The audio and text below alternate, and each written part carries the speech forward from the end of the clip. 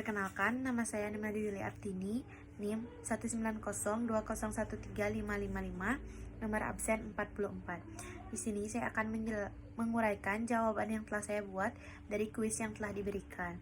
Soal yang pertama, jelaskan langkah-langkah prosedur yang harus ditempuh untuk mendirikan PT.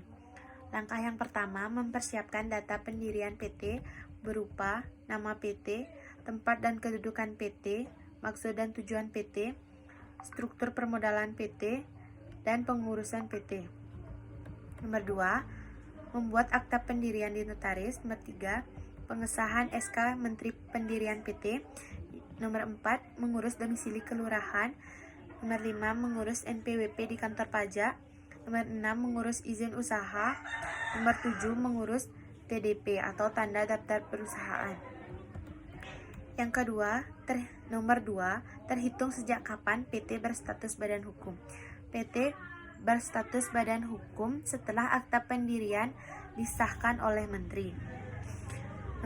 Soal nomor 3, dalam hal tertentu tanggung jawab seorang direksi menjadi tidak terbatas.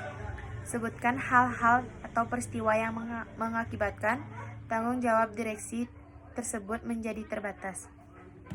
Direksi bertanggung jawab penuh atas pengurusan perseroan untuk kepentingan dan tujuan perseroan, baik di dalam maupun di luar pengadilan. Anggota direksi tidak bertanggung jawab atas kepailitan perseroan apabila dapat membuktikan. Yang pertama, kepailitan tersebut bukan karena kesalahan atau kelalaiannya. Yang kedua, melakukan pengurusan dengan itikat baik, kehati-hatian, dan penuh tanggung jawab untuk kepentingan perseroan dan sesuai dengan maksud tujuan perseroan.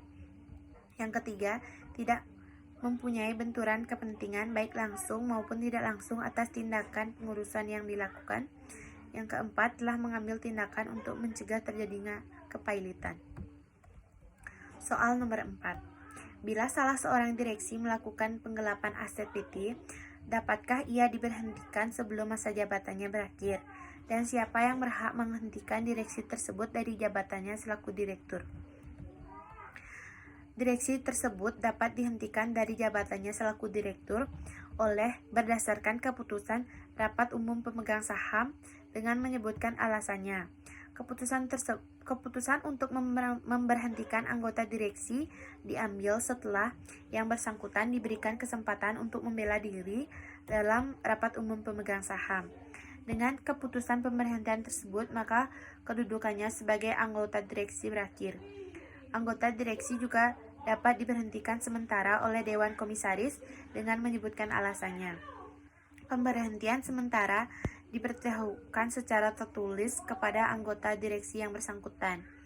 Anggota direksi yang diberhentikan sementara itu tidak berwenang melakukan tugasnya dalam jangka waktu 30 hari setelah tanggal pemberhentian sementara harus diselenggarakan RUPS.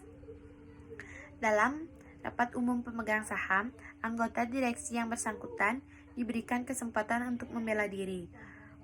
Rapat Umum Pemegang Saham berhak mencabut dan menguatkan keputusan pemberhentian sementara tersebut. Dalam Rapat Umum Pemegang Saham menguatkan keputusan pemberhentian sementara, anggota direksi yang bersangkutan diberhentikan untuk seterusnya. Baik, sekian jawaban dari saya. Terima kasih.